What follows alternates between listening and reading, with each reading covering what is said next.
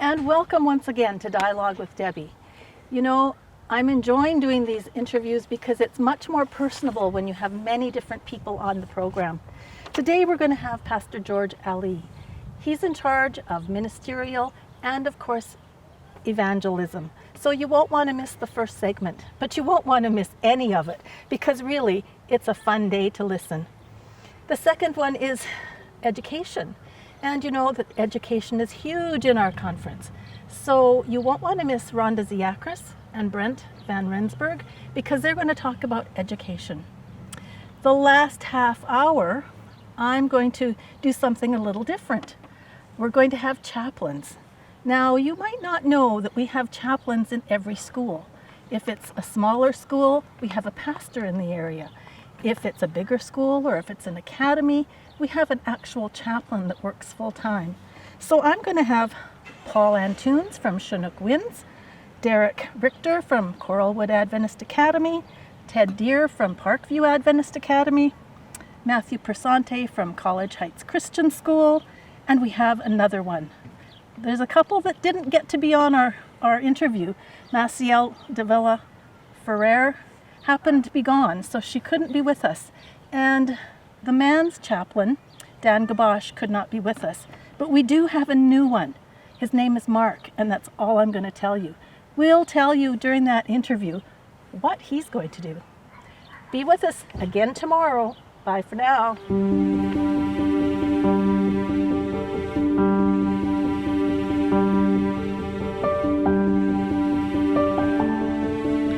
Pastor Ali, George, can I call you George?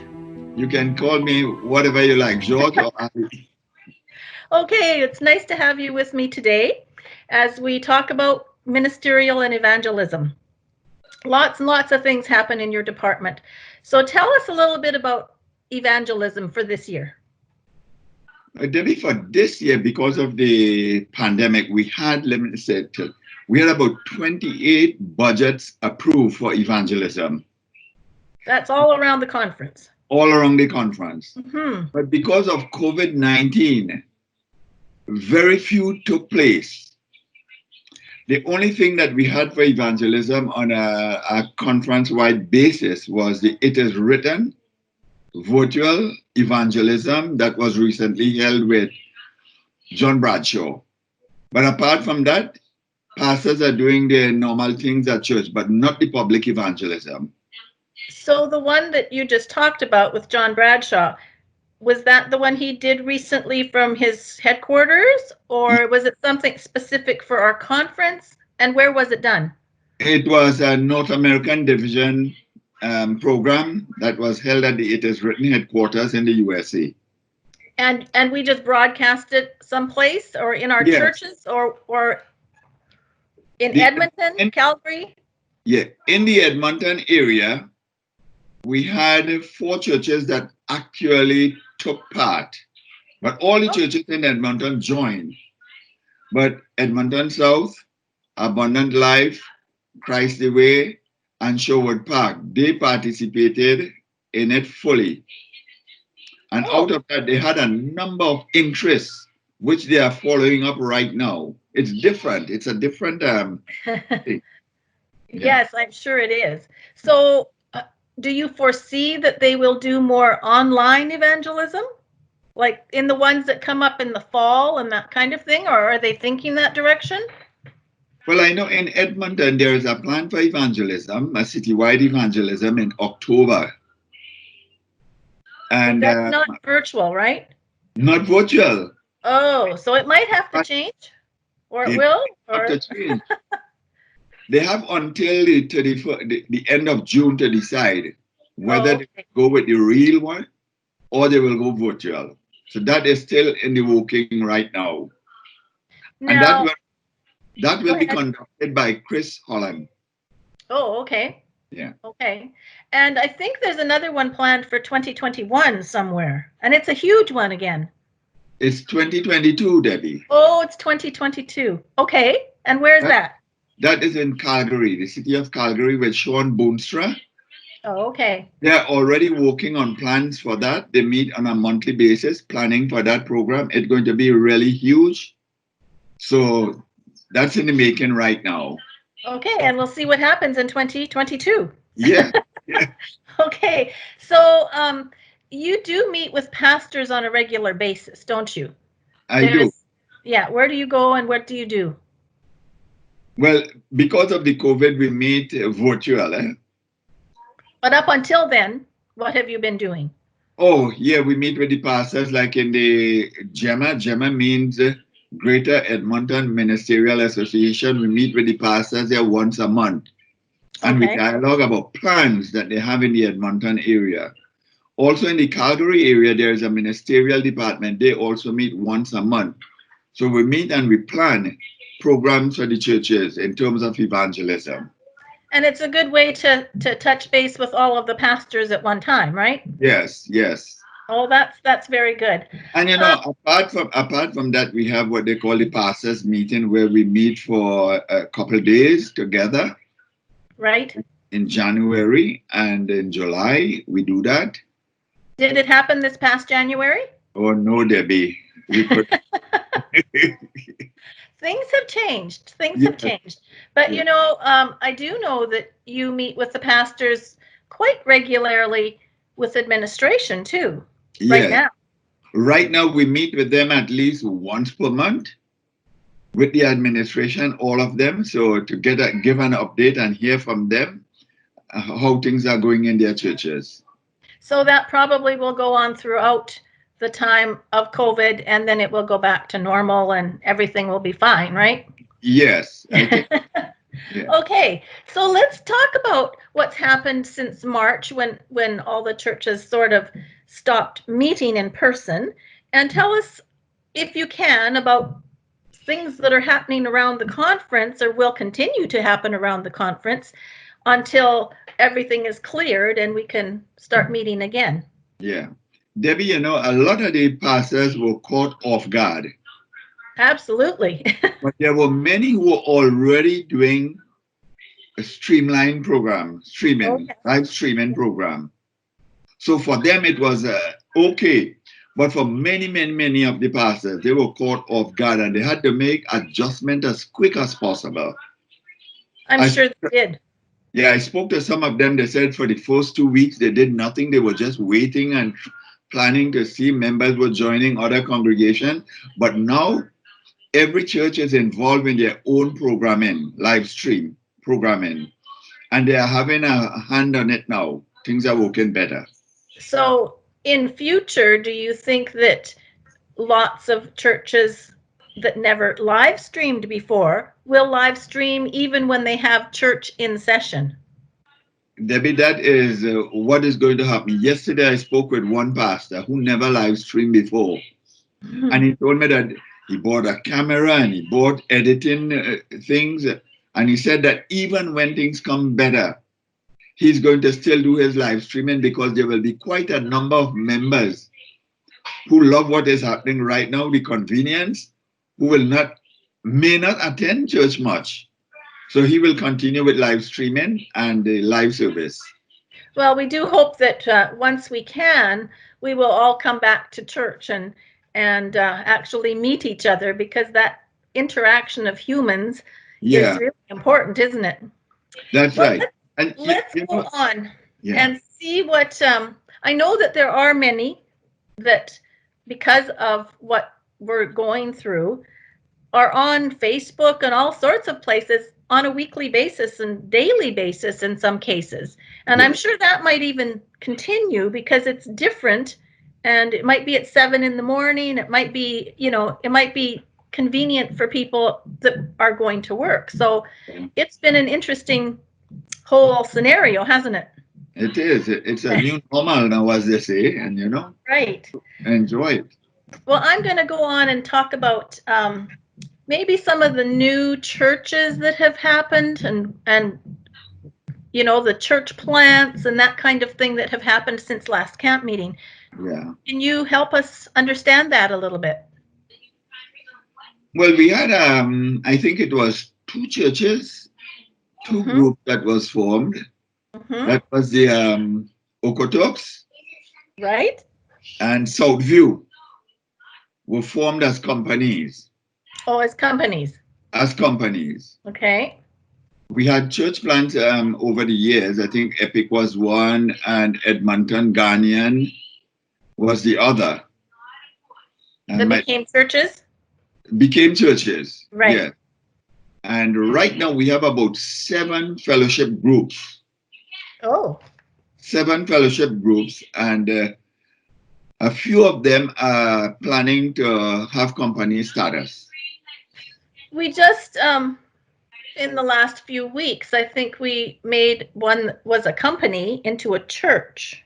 Yeah, it was voted, but it was not sanctioned yet. The service has not been kept. That is Abundant Life. Oh, right. Because the protocol is that it needs to be vetted by the church plant committee.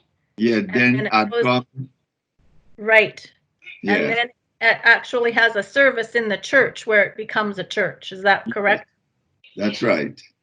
You know, it's interesting because I would have never thought of all the background work. You know, you go to a church and it's a company and you think, oh, that's great. And then it becomes a church. You don't know what goes on in the background. It's a long process, Debbie. You start as a fellowship group, then you get approval to become a company. And after a company, you apply for a church status, and it goes through a loop before that happens.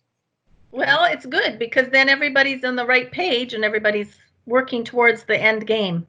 Yes. That's good. So do we have any new pastors in our conference? Do we have any moves? What can you tell us about what's happening for the remainder of the summer? Well, Debbie, we're having some retirement pastors going to retire. Mm-hmm. We have Dan Rochford.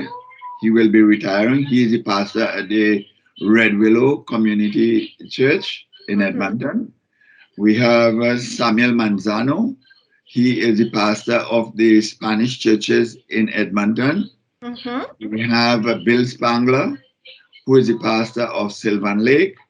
And we have Rick Harwood, who is he's the pastor of Olds and Mira. Right? So those are the individuals who will be retiring from the pastoral staff. Now, I'm going to go back and ask if you talked about Peter Ford, because I didn't. Right. I was. Right, you're quite right. And Peter Ford also. Because I had forgotten Rick Harwood. Yeah, so. And I had forgotten Peter, you see, so it's good working together then. We make a good team. Good. So, and Peter Ford is retiring because? His wife moved to BC. She got a job there. I think it's with the First Nation group. And Peter had joined her across there. And because of that, he's retiring to join her across there. Okay. So we had a few retirees this year. So what kind of replacements have we put in place? Well, so far, we have Tyler Rosengren, who is the pastor of Medicine Hat. He will be moving to Sylvan Lake to replace Bill Spangler. Okay. We have a young graduate, a recent graduate from Burman University, Ryan Reeves. He will be replacing Tyler at Brooks. This is always interesting to me. Oh yeah, that's it. It's very dynamic, always. We also have a young man who is a teacher at Chinook Wind, Marc Andrade. He will be the chaplain at CHCS PAA. Okay. And these happen towards the end of August and into September, right? Yes. Yes. And Debbie, you know, we missed one. Oh. Who did we miss? I think we missed Ted Deere. Oh, all right. Ted Deere is not retiring of ministry. No, he's not retiring. He just withdrew right now for other reasons. He wants to pursue other things. Yeah, I think he's doing his own ministry. Yes. Later this summer. Yeah. And that's going to be an interesting thing to watch and follow too. Yes, but he's still a part of us. Yeah, and we appreciate his time with us, and we enjoyed working with him. Since last camp meeting, I think we had Jordan Smith join us. Yes. that's right. Who works up at Berman University, with the Yeah, College Heights Church. I guess she doesn't work at Berman. She works at the College Heights Church. yeah, So that's an addition there. So yeah, that's always interesting too. yeah. Let me see. You were going to talk a little bit about church plants, and we have. What about the membership? Debbie, right now our membership stands at about 12,200 plus, which is a long way, a long way. If we think back about 10 years ago, 15 years ago, what our membership was and what it is today, we are on a growth path. And I want to thank the pastors and the members for the work that they do to make this happen, because they are the ones that are on the ground doing this work. Yes. And to reach over 12,000 is a milestone for us in the Alberta Conference. Well, I think on that note, our time is almost over. Is there anything else that you want to say before we have to cut this off? Yes, Debbie, maybe in a minute I could do that. You know, in our conference, we have 62 pastors. Oh, good. And I thought there was a few more, but maybe because of all the retirements, it's changed. That's right, that's right. Mm-hmm. And out of that, we have about 43 who are ordained, and the rest are not ordained.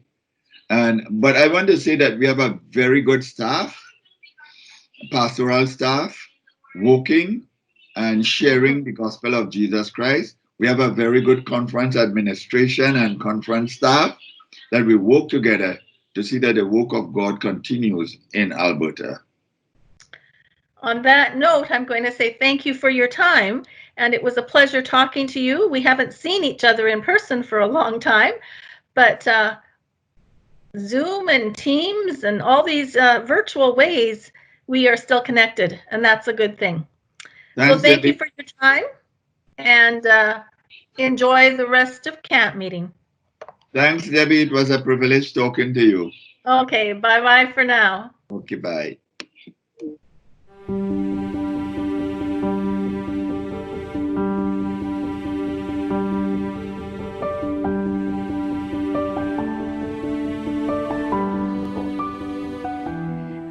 And this segment is going to be with education. I have with me today Ronda Ziakris, who is our education director, and I have Brent van Rensburg, and I hope I said that right, who is the associate, I believe. Let me ask him and see exactly what he does and who he is. Brent, it's nice to have you in the conference with us. What did you do before you came to the Alberta conference? And how do you fit into education? I won't tell you a lot. When I first met you, I didn't know how, so I'm asking. Well, I won't tell you a whole drawn-out story, but I graduated from CUC at the time, 2004, with my bachelor's in education. Then moved back to Ontario and taught in Ontario from 2004 to 2011. And then got a call to come back to Alberta, and I was the dean at Lakeview Hall for all the residences that attended Berman. And then after that, Ronda and I got together. We had a conversation and gone through the interview process, and here I am today as the Associate Director of Education. You answered all my questions. And the reason I ask that, because people may not be familiar with you, because they may know you as a dean from Berman. And I thought, a dean from Berman, well, what's he doing in education? And I asked Ronda that, and because I am a curious soul, and I did ask Ronda, and she said, oh no, he's a teacher, and he was in outdoor school, and you know, on and on and on. And I went, oh, now it makes sense. Mm-hmm. So we're really glad that you're here. I know Ronda, I think, is very glad that you're here. I'm glad to be here. Well, that's even better. I mean, what more could we ask? We're a fun group to work with, and we do get a lot done. But education in Alberta Conference, it's been amazing. That's what's happened since last camp meeting. And maybe, Ronda, you can fill us in on some of the issues that have been going on. All right. Well, it seems like we're living in a pre-COVID / middle of COVID life. It seems like life before COVID is almost forgotten because it's taken over a little bit. But great things were happening before COVID, and they still are happening. Some of the events that we were part of this school year.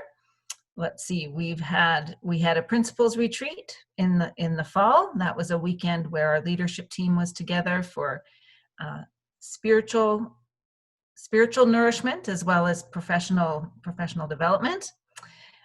We had a conference-wide teachers convention in February that we hosted here in Lacombe, and that's where all of our teachers, of course, across the province come together, and we were together for 2 days, both again for spiritual programming and professional development. So those were exciting. Could you give us an idea of maybe what kinds of things you do there?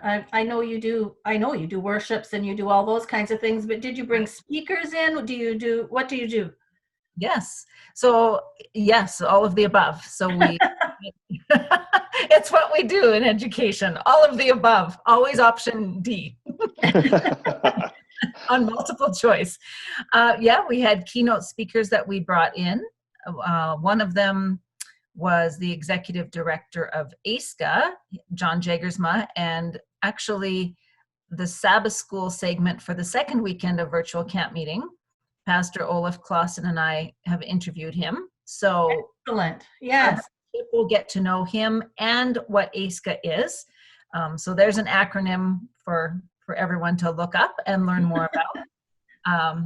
But he was one of our keynotes. We brought in a speaker from Simon Fraser University in BC that led our teachers through sessions of what he calls building critical thinking classrooms, and that was phenomenal.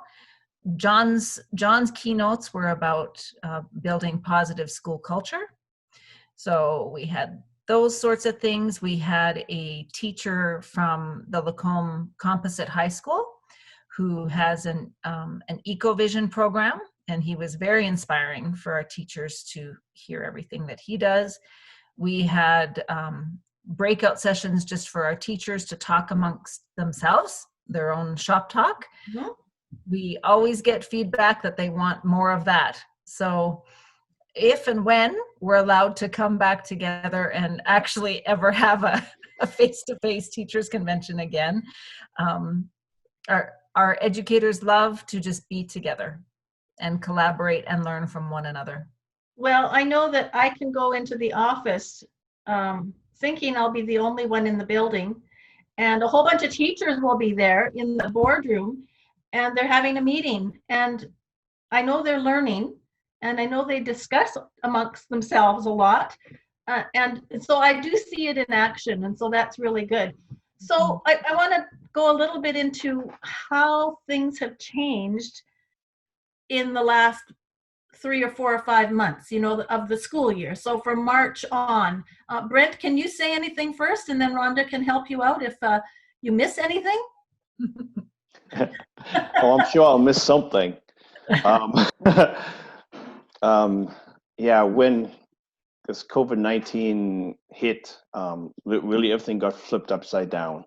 Whether it's from our students in our schools to family situations, even right down to our own office, everything switched to a virtual setting. And we're all learning it. And we are still all learning it, and learning is good. That's what we do in education. We are taught to continue learning throughout every single year, every single day, and that's a good thing. It's not a negative thing. But we have really seen the strengths come out, and the adaptability of the professionals that we work with, our principals and our teachers, and the savviness of our students, stepping up and going to online learning and just seeing how creative they are. Yes, there have been students that weren't able to participate, but they too are remembered by Ronda and myself, by the teachers, their principals. They are never forgotten, and we're always trying to figure out a way, how can we continue to serve them how can we serve our principals and our teachers better during this COVID-19 time? And so we've really stepped up, I would say, collaborating with our principals and our teachers and with our students and our families, just to keep them abreast of where we are, where we'd like to go. And as we get information handed down from the government, we try to pass that information on as best we can to our families as well, because we recognize it's a really stressful time. It's a really trying time, and we need to do our best to support every single person involved in the whole situation. And I would say, from the Alberta Conference to the government to organizations like ASCA, we've all come together and really put our heads together and try to be creative in figuring out ways, what are the best methods moving forward so that we all can be successful. And reality is, we can only take it day by day, and whatever comes our way, that's what we deal with. And everything else is up to God. We leave it in His hands to continue to lead, guide, and direct us on this path that we're on. Okay, I do have one question. And why, Rhonda, let me have it directed to you. Why would some students not be able to participate virtually? All right, so that was a big concern, right? Right. Mm-hmm. One of the first things we had to consider. March 15 will be a day in education, I think, that will go down in history, when we found out on a Sunday that schools were closed indefinitely, effective the next day. But yet education had to continue. It was mandated from the Alberta government that learning at home had to go on. So, of course, as Brent has stated, we moved to an online setting as quickly as possible. I'm very proud of our educators, and I'm proud to say that we only had 1 week of a gap as far as getting our program together and education being delivered. So that being said, Debbie, like you said, what to do with students who don't have possibly enough devices in their home? What to do with families who don't have stable internet? Some families don't have internet at all. What to do with families, how to continue education where families philosophically don't want their children on devices for that many hours a day. Mm-hmm. And understandable and respectable. So it was and still is trying to navigate, just being respectful of every scenario and still trying to continue the ministry of education, which has been first and foremost for us, is that the ministry continues. And that sounds like a mammoth undertaking, and I know you've done it well. I do hear from some of your teachers, because they're on Facebook with me, and so I can see what they're doing, and I can see what the students are doing. Sometimes they get little notes, and then they say, it was so sweet to get a note from one of my kids, my many kids, or I pray with them at night. We have something going on every night, just as a little worship or something. And to me, that's quite heartwarming, because teachers are really involved. Now, PACES always was online. Mm-hmm. So did they kind of help the rest? Or, you used to be on PACES, so you had the experience. So did you have to do meetings online to teach them how to do it? Yes, and yes. Oh, good. I covered it all. So absolutely, we were fortunate that we do have, our own online school. And mm-hmm. One of the first strategies that we implemented, as Brent and I put our heads together off and we're like, okay, we're mandated from the government, we got to keep going. And we weren't alone. Of course, the whole province was mandated for this. So,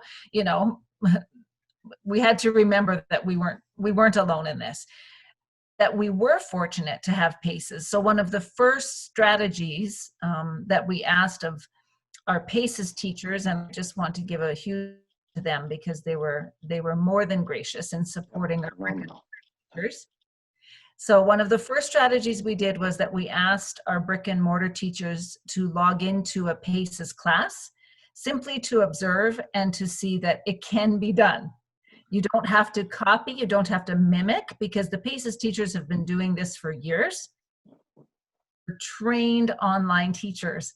And we wanted our brick and mortar teachers to really understand that there was a difference between being a trained online teacher versus teaching online because of a crisis. And so we very intentionally tried to let our brick and mortar teachers know, here's an example of how it can be done. So please observe this, but also please give yourself permission to understand that you are teaching on a crisis. And there's a difference. There is a difference. And I know even for me, it's a difference just to do board meetings and things online. It's daunting sometimes, and then you think you've got it worked out and something happens. Exactly. So I would just like to change now. I know that you have lots of government meetings and they keep you abreast of what's going on and you implement, and that's great. Let's go to something entirely different. I know people are probably wondering what's happening with Parkview Adventist Academy and how is that meshing with what we're doing in the conference. We've only got about 3 or 4 minutes, so. Oh, we could talk to you all day. I know, and it would be fun. But just a very short synopsis, Rhonda. Sure. So the short synopsis is, as of the school year 2020-21, beginning in September, we will be managing Parkview Adventist Academy under the Alberta Conference umbrella. So we have been very purposeful already in that. Obviously is not a process that just happens overnight, nor does it happen accidentally. So we have been very purposeful in meetings, kind of nonstop meetings, would you say, Brent? Yes. Yeah. Nonstop meetings, nonstop conversations. The principal of PAA, Mr. Dallas Weiss, attends our principals meetings now as far as we plan and look at the fall. So there is absolute intentionality, and I believe with my whole heart that PAA will continue to offer quality. We support them 100%. God is guiding us in this process. It's not an easy one, nor is it a simple one, but all hands on deck, and PAA will be offering a strong program in the fall. That was a good synopsis. And I know that the meetings continue, the meetings with teachers, and they'll be involved with all those teacher meetings that you have. And when you have another convention or conference for teachers, it's all going to be us. And that's a good thing. And we welcome them as part of, we do.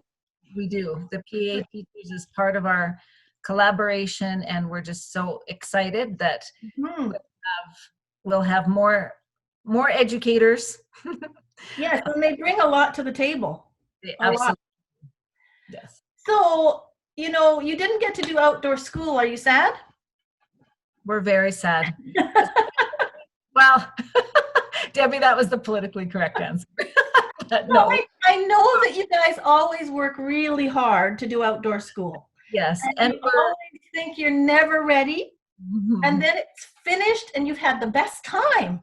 Right. And it comes together. And we want to especially acknowledge that this year would have been the 20th anniversary of grade 6 outdoor school. So we had very special things planned. But we still are going to do something, and I'm going to let Brent speak to what we are planning. Oh, quick, because we have about 2 minutes. Oh, that's not a problem. Not a problem. So just kind of in honor of the 20th anniversary and doing something for our grade 5-6 students, decided to basically come up with a 1-hour program, which will bring some sense of normalcy, if you want to call it that, delivered to the students. So we're going to have some songs and song service and some storytelling, and maybe some crafts, possibly. But just a fun 1 hour spending time together with the students as they connect in virtually to what's being prepared. But we're going to do the best that we can. We just didn't want to leave it lying on the side and let absolutely nothing happen. At least to see something that they can tune into and feel as much connected to the program as possible from their own home. So that's happening towards the end of this school year already? Like, so by the time camp meeting is on and we're having camp meeting, this will have happened? Oh, yes. And hopefully by the time we're having camp meeting, the students will have already received a special little gift from our office as well, letting them know that we missed them at Foothills Camp for this, this special year. So by the time they see this, hopefully they will have received the gift that is on the way, even today as we speak. Yep. This has been wonderful. I know we could talk for a long time. There's so much happening in education. You have, I don't know, you have 80 some teachers or more or less. Well, I don't know for sure. You could tell me that. But, you know, there's lots of teachers that work in your department and all the support staff that they have too. So it's a huge part of the conference. And I thank you so much for being with me today. And I'm sure we'll be doing this again at some point, but I hope it's face-to-face. So thank you again. Yeah, you hope so too. Thank you so much. We like face-to-face. Again for being with me, and blessings to both of you and all of your teachers. Bye for now. Thank you.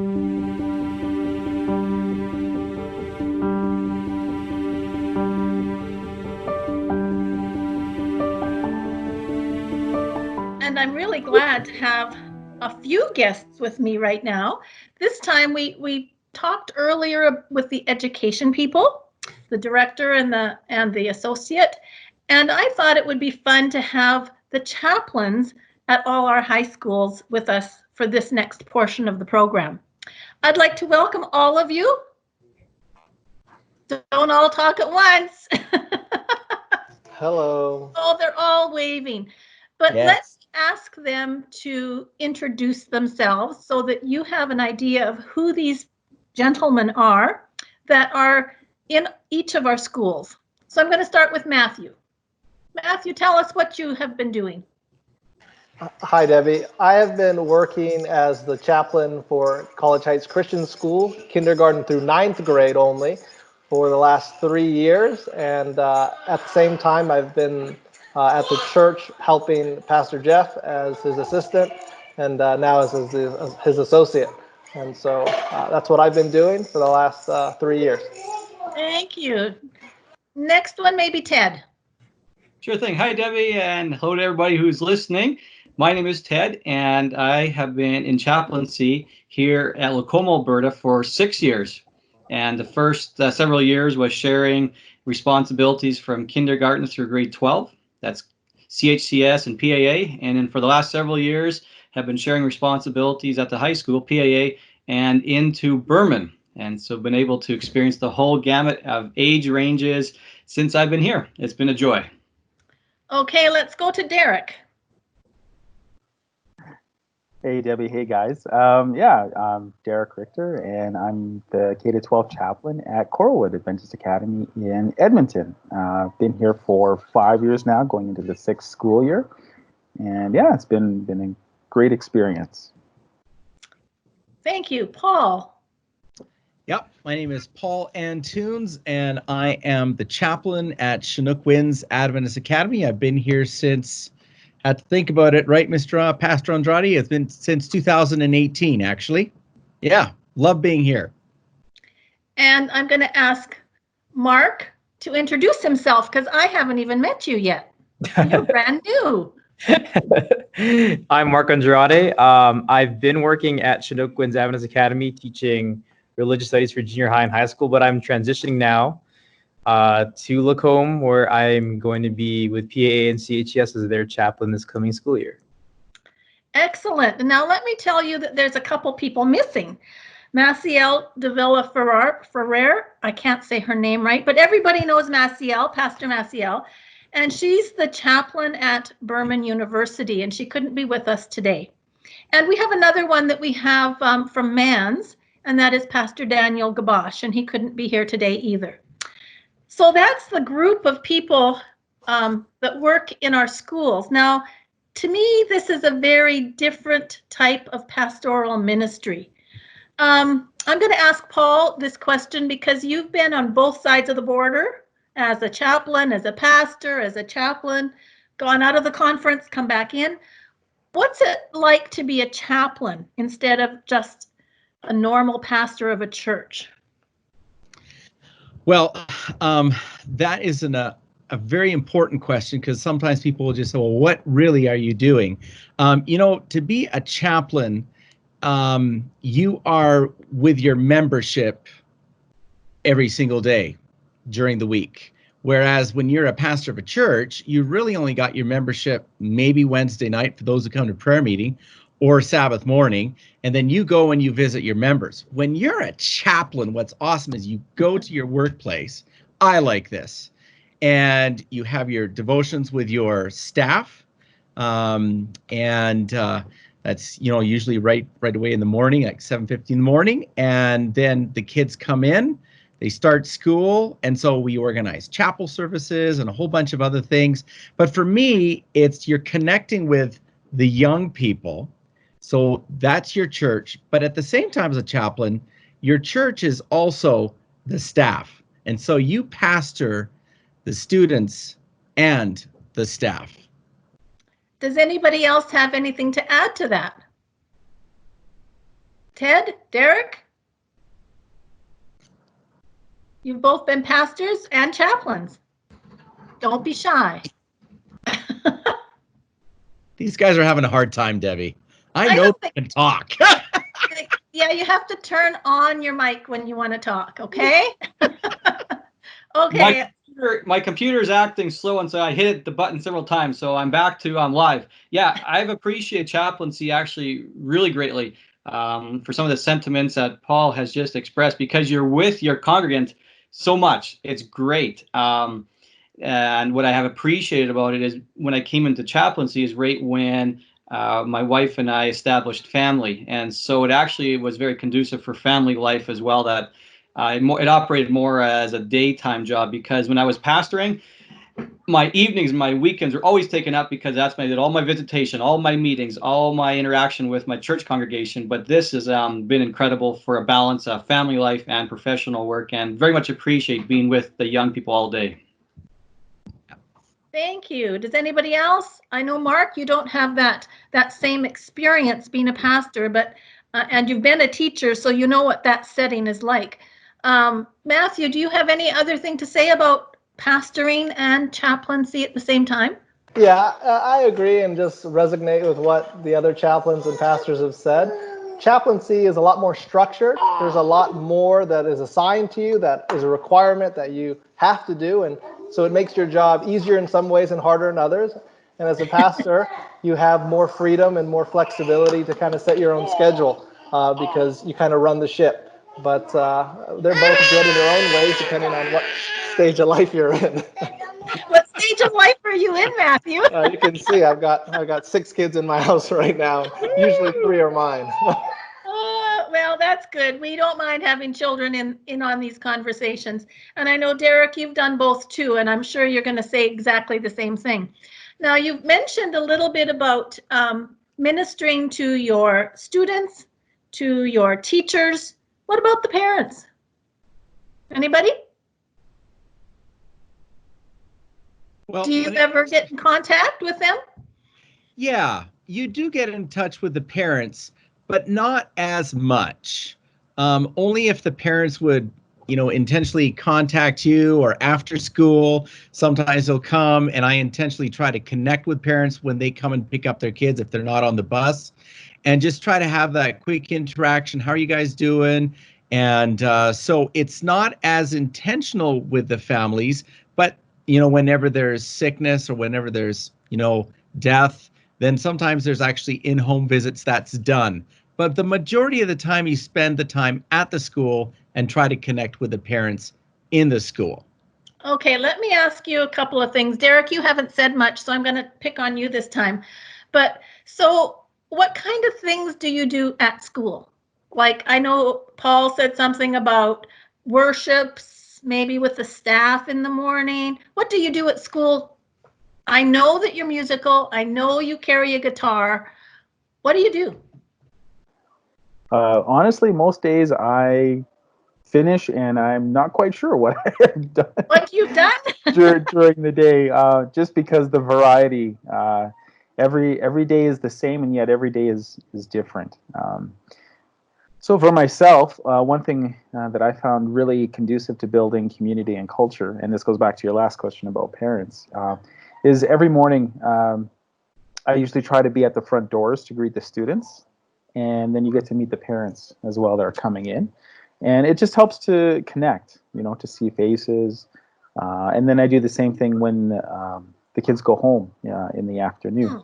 We have a dismissal system, so I get to know each vehicle that the parents drive. And so that's fun. It's fun too. So that's one thing we found to help build community. A lot of it, like Paul said, is just living with your church members. And like any family, there's good days and bad days. There's highs and lows. And so part of the role of a chaplain is to help the community navigate through all those things. So that's why there's different things that happen every day, different mini crises or large issues that may happen, good or bad. And so we're really kind of there. Obviously, we're not professional counselors. Some of us have gotten more training in that area to be more effective and helpful. But we're really there just to help the community experience faith and education together. So yeah, whether it's Bible studies or our weekly chapels, I think we all do weekly chapels and song services, answering the students' questions, hanging out with the students, just really keeping your fingers on the pulse of the life of the school and helping out where you can to build that community. I'm just going to ask Marc to make sure and take notes because you're just going to start into this now. And maybe these things will help you as you pick up all these skills so that you can relate to the students and the families, etc., like the rest of them have. Do you ever get baptisms? Anybody? Do you do Bible studies enough and then have baptisms or anything like that? I'm curious because I don't know.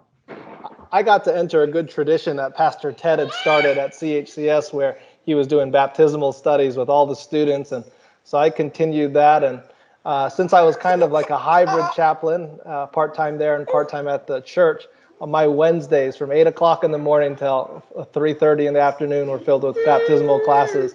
So we did baptize a lot of kids my first year because I did that and because Pastor Ted had started that. But I would say, especially in comparison to being a pastor at a church, it's like fishing in a fish pond compared to fishing in the ocean. It's a lot easier to catch fish in the school. They're being trained and taken care of year round. So it's a very big benefit in that regard. Yeah, I know. Go ahead, Pastor Paul. Yeah, for Chinook Winds, Pastor Brent Wilson, he started something several years back that kind of became more of a tradition where he would do Bible studies with the grade 5s, which is your 9, 10, 11-year-olds there. And every year what they would do around March, I think, February, it was around March, they actually have like a Friday night Vespers, and it's been all coordinated with the local pastors. And the Bible studies started in January, and the chaplain, which was Brent, and then I've done it too. And you just take those Bible studies several times a week for those almost 2.5 months, 3 months. And at the end of it, you have a big baptism. And last year we baptized here at the school, there was about 9 people. And then as a result of that, we still had another 4 or 5 baptisms outside in the local churches. And it's one of those intentional things that we as chaplains, we see ourselves not being, we don't own our own church per se like the other pastors would, but Right. this is our church. But we are intentional about connecting with the local pastors because the school belongs to the membership. And so, yeah, there are baptisms, and it's not just elementary. There are secondary baptisms that happen too. And I know that Pastor Andrade did a lot of connecting with the students and stuff. So. Good. You were working as a chaplain and didn't even know it. Marc. The guy's unbelievable. Listen, we are so blessed to have Pastor Andrade as one of the chaplains now. Hey, that's really good to hear. Yeah, it's a spiritual gift. He had it before he got hired as a pastor.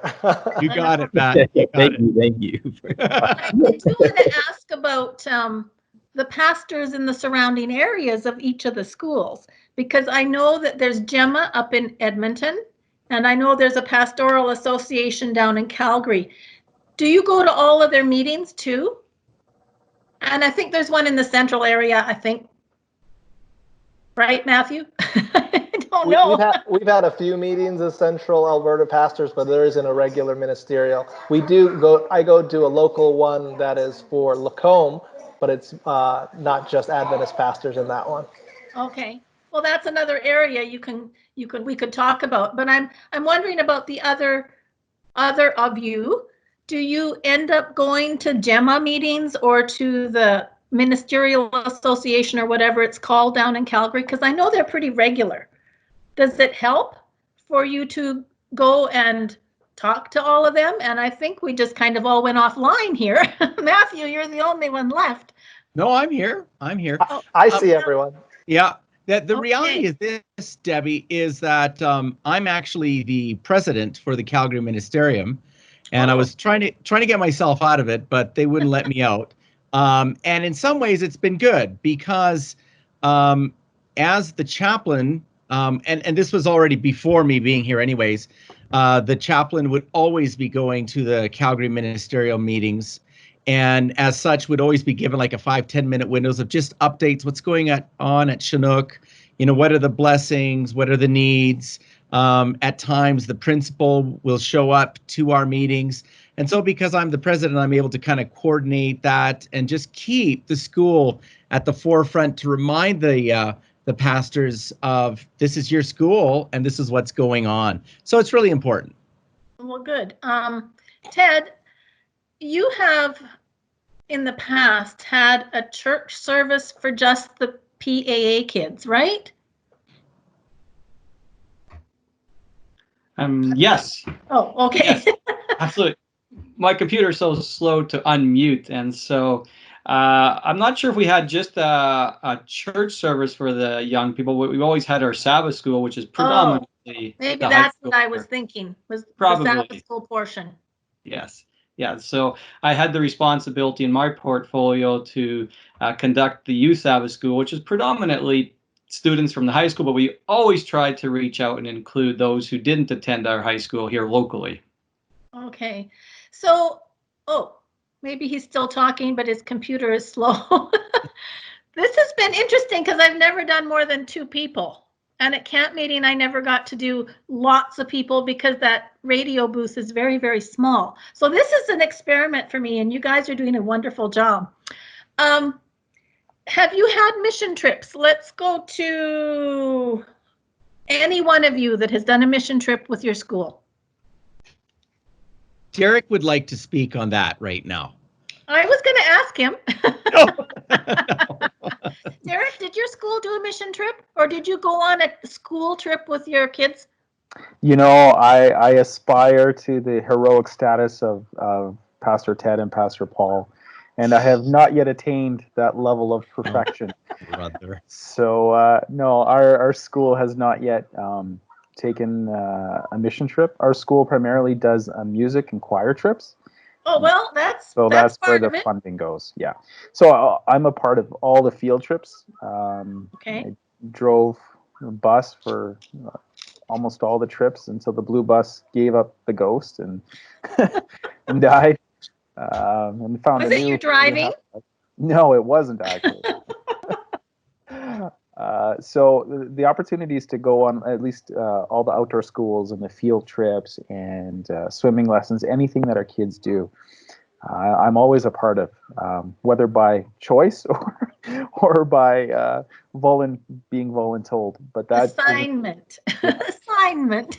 but that is one of the most effective ways of being able to bond with smaller groups and even one-on-one in an environment that's outside of the regular classroom or outside of the school. And it changes the dynamic that the students feel. So they're more open, they're more at ease and relaxed. And it's just a great time to build the relationships and to have the important life discussions that sometimes you can't have in a very structured school day. So, but yeah, no, Pastor Paul and Pastor Ted are the mission trip gurus. Okay, well, let's hear from one or both. Well, Ted. Ted's the real king because he goes every year. Can you hear me? Is my audio all right? It is. Okay, perfect. I'm not sure. I'm always learning, always looking to understand more about trips, but trips are a passion. I am a product of mission trips of my past mentors. And so I've continued that when I had the opportunity. This past year, although our trip was cut short by COVID and we were brought home in a rush, we did have the opportunity to go to the Bahamas and to assist in the rebuilding of homes, students' homes that attend Berman University. So this trip was the first trip where we were able to help out, assist, and be alongside our direct, what I call church family, our direct school family. And I just loved this opportunity that we had when we went to the Bahamas and would love to do a follow-up trip. And where do you sometimes go besides the Bahamas? I think that was a phenomenal way of reaching out to parents so that they know that we're here, we're there to help, that kind of thing. But you have a specific place you used to always go. Right. I have been to the country of, and I even went the same year as Pastor Paul. We've gone to Belize many times. Many times. You heard Derek mention a blue bus that gave up the ghost. Well, we hope it's going to live one more time to make it yet down to Belize. And so we love being there. Okay, Pastor Paul. Yeah, so Chinook has the tradition of going every other year. And the off year, it's the choir band that goes on a tour. And the reason why we do that is because financially we just wouldn't be able to do it. The families, it's just too expensive. You look at every one of these trips are approximately $2,500, sometimes a bit more. Yes. And so last school year we went to Belize. It wasn't the same location as Pastor Ted took PAA to. It was a different location in Ladyville, and we worked in an Adventist school there. That was really cool school. It was actually one of our Adventist schools, and about 10 years ago, the principal was invited to principal there, and it was actually known as one of the worst schools in Belize at the time. And the system works a little bit differently there. The teachers are paid not through tithing, but through the government. And so the school system just needed a little bit of help. And Pastor Fonzie the teacher Fonzie just took that school from being one of the worst schools to the best school in Belize today. And he intentionally did that by connecting with groups like We Care with the NAD group. But anyway, so we went last year there and we were part of that. And actually Chinook was there in 2011 with the first stages of the construction.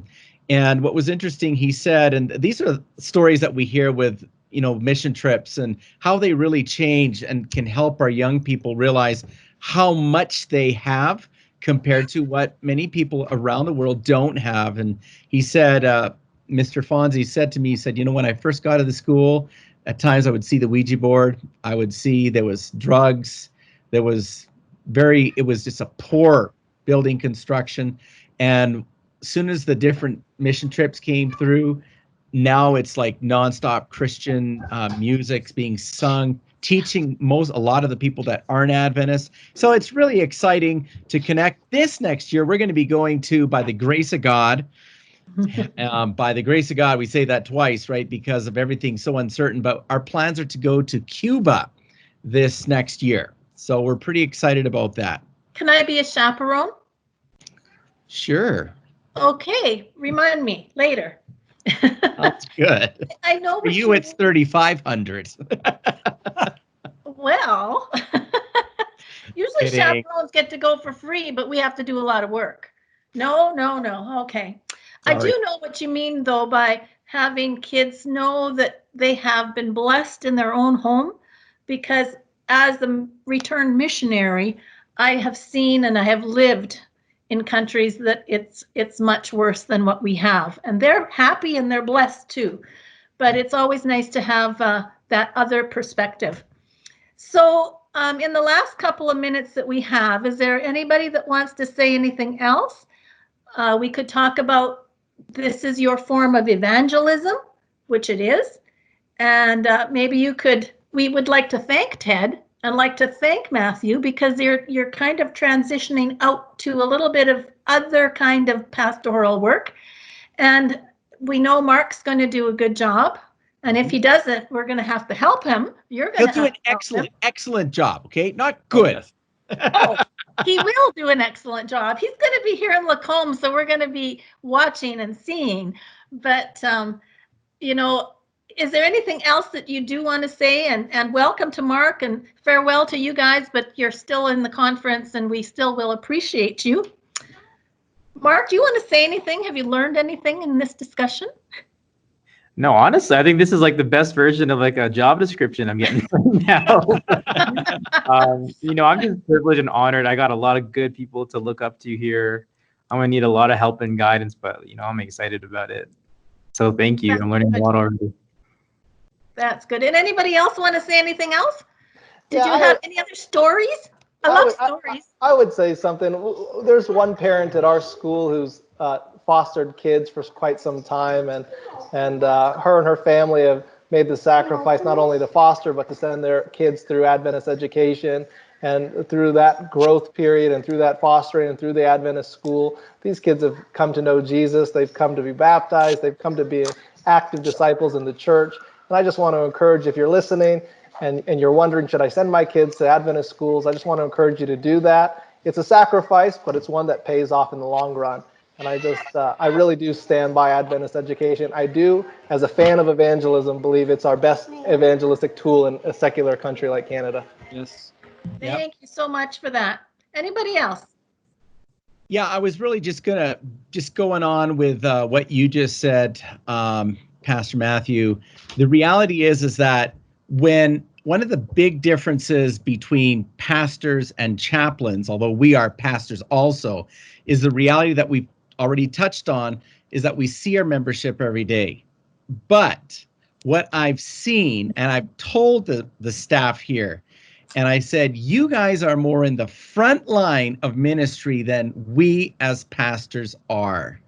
And I have seen how our teachers, and I go back to Matthew, you said it so well. If you're thinking about Adventist education, and the reality is sometimes you might hear some negative things. Folks, the word of God is being proclaimed.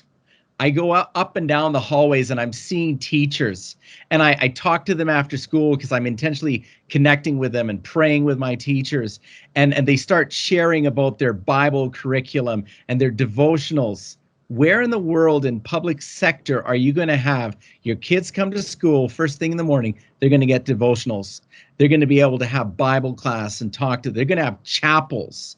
And so there are so many different facets. And so we, as a collective body of chaplains of our Alberta schools, and we don't represent everyone because we're missing a few people, but we want to ask you folks, be praying for the schools. The schools are the front line, and there's a lot of exciting things going on. So please pray for us, for God's wisdom to help educate these young people for eternity. Thank you so much. And I think, Pastor Ted, you wanted to say something. Sure. Just to follow up here, what I very much appreciated in chaplaincy is seeing a young person grow in their God-given gifts and talents and abilities through the opportunities of leadership in our school. Yeah. I just think it's phenomenal. You see them just flourish. And you can see, yep, God's hand at work, as Pastor Paul was just saying, through our teachers, through our system, and then for our young people to grow, as Pastor Matt said, as disciples and actively be involved in God's work. It is a joy. Thank you so much to all of you for being with me today. This was really fun. I really like this. I think we should do it again, maybe once a month, just to see what you guys are up to. Anyway, thank you Thanks, so much. Debbie. And as you continue your work, we will pray for you. Okay, Thanks, bye Deb. for now. God bless. Goodbye. Okay, Hey guys, bye. good seeing everyone. Take care.